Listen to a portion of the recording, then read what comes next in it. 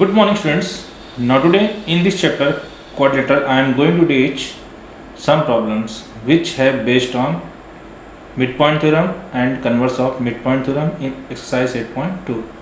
So today the question is, students, you can see on the screen in this exercise question number 5, given that a parallelogram ABCD, E and F are the midpoint of sides AB and CD respectively.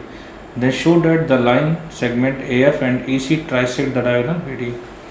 यहाँ से आप देख सकते हैं कि जो figure दिया गया वो किसको रिप्रेजेंट कर रहा है, एक parallelogram ABCD and E is the mid point of AB. Mid point का मतलब AE और BE आपस में क्या होगा, इक्वल. दैट इज हम कह सकते हैं AE जो होगा वह AB का हाफ होगा. सेम है जो FC होगा वो किसका हाफ होगा, DC का हाफ होगा. फिर यहाँ से जो डायगोनल हमारा है BD वह इसको और इसको, ट्राइसेक्ट का मतलब होता है 3 इक्वल पार्ट में डिवाइड करना. If we have represented DP equal PQ equal BQ, then we can say that the line segment AF and EC trisect the diagonal BD. So let us start. Given that ABCD is a parallelogram, E and F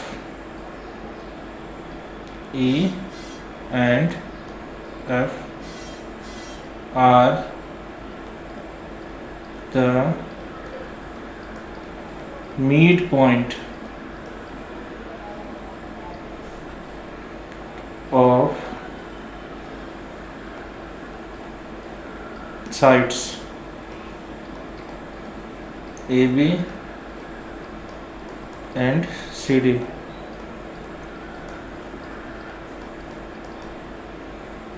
Respectively. Clear? To show or to prove AF and EC trisect the diagonal BD. Line segment AF and EC trisect the diagonal. Trisect का मतलब हम क्या दिखा दें, DP किसके equal हो जाए, PQ, और PQ किसके इक्वल हो जाए, QP. अगर हम ऐसा दिखा दें तो कह सकते हैं इसको क्या ट्राइसेक्ट कर रहा है. तो यहाँ से स्टूडेंट्स में स्टार्ट करें इसकी प्रूविंग. प्रूफ में बेटा since ABCD is a parallelogram, therefore AB is parallel to DC.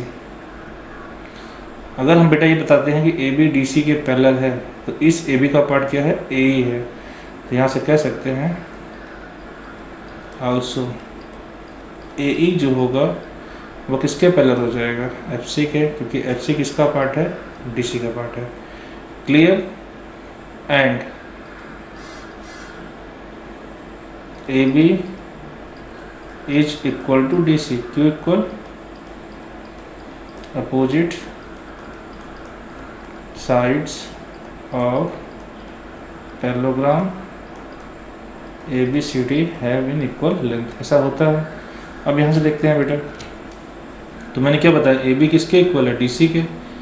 तो कह सकते हैं जो AB का हाफ होगा वह DC के हाफ के इक्वल होगा.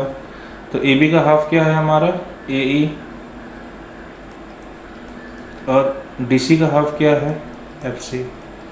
क्यों ऐसा है, क्योंकि E and F are mid point of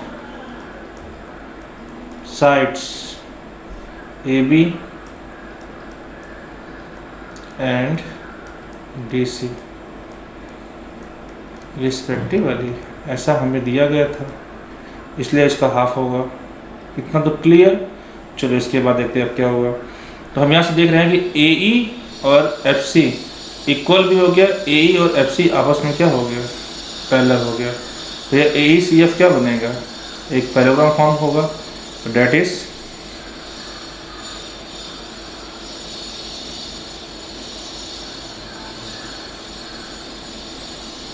AECF is a parallelogram. क्यों? अगर रीजन बताना तो रीजन बता दो। Because AE equal FC and AE parallel FC। किसी भी क्वाड्रेटर की अगर हम एक side one pair of opposite sides अगर इक्वल दिखाए तो उसको पैरेलल लिखते तो क्या फॉर्म होता है? पैरेललोग्राम फॉर्म होता है। ऐसा आपको थ्योरी में बताया गया है। जब ये एक पैरेललोग्राम बन गया तो इसके बाद देखो क्या हमें क्या क्या रिजल्ट्स मिलने वाले हैं।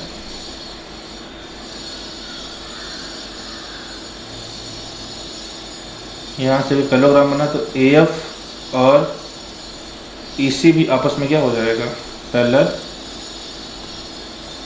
अपोजिट साइड ऑफ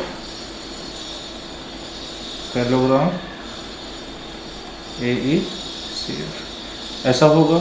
अब अगर AF और EC पैरेलल है तो AP और QC पैरेलल हो सकता है, PF QE के पैरेलल हो सकता है, PF QC के पैरेलल हो सकता है, क्योंकि ये सब इसके पार्ट्स हैं।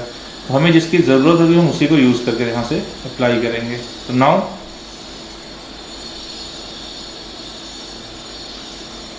In triangle DQC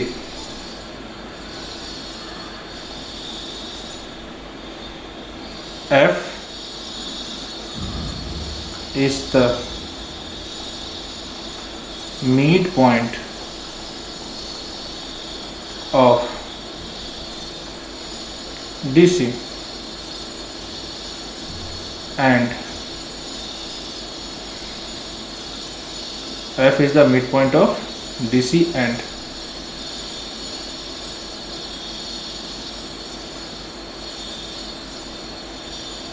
FP is parallel to QC।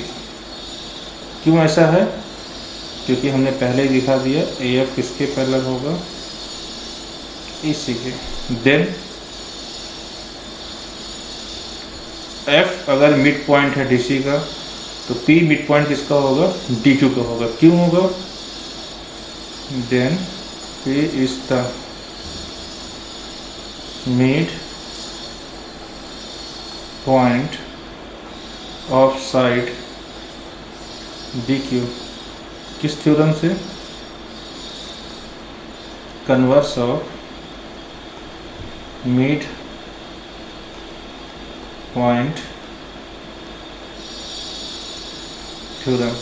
Mid point theorem में यही बताया गया था कि कोई ट्रायंगल अगर ये है हमारे पास और इस ट्रायंगल का अगर यह मिड पॉइंट है और मिड पॉइंट उन्हें प्रोड्यूस किया या इसको अनदर साइड पर किसी एक पॉइंट पर अगर इंटरसेक्ट करता है और इंटरसेक्ट करने के बाद अगर ये लाइन इफ़ ये एंड ये पैरेलल है तो कहेंगे ये इसका क्या होगा? मिड पॉइंट होगा। ये हुआ हमारा कन्वर्स मिड पॉइंट थ्योरम से। और अगर ऐसा हुआ तो DP किसके इक्वल हो जाएगा? PQ को। इसको हमने क्या मान लिया? 1। अब हम बात करते हैं ट्रायंगल और in triangle APB।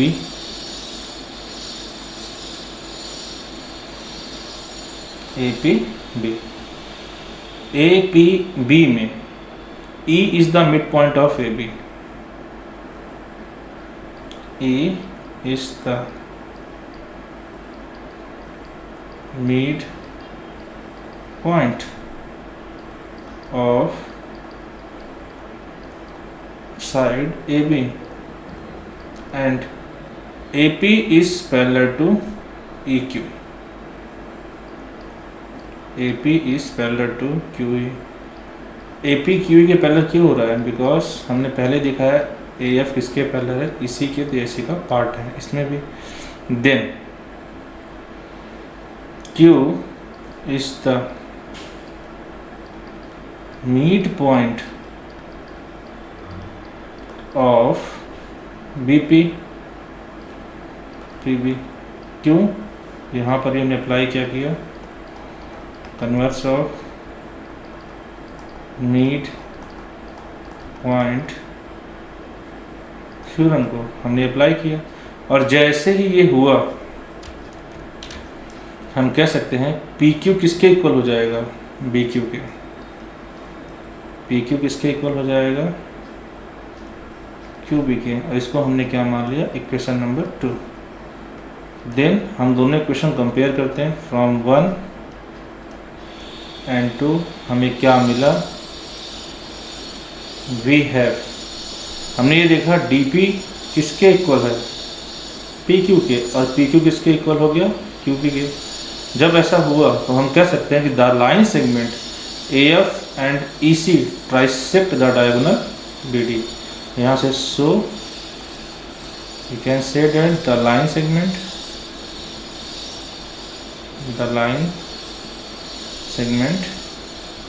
A F and E C trisect the diagonal BD। Okay, hence ये क्या हो गया,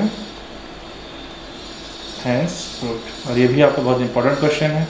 now student, I have gave you only one problem in this exercise at your work, so that the line segment joining the midpoint of opposite sides of a quadrilateral bisect each other। आपको इसको पढ़ना है अच्छे से, और पढ़ने के बाद फिगर को बनाकर इस क्वेश्चन को करना है, सॉल्व करना है, जो कह रहा है प्रूफ करने से प्रूफ करना है। So thank you everyone, have a nice day, good day.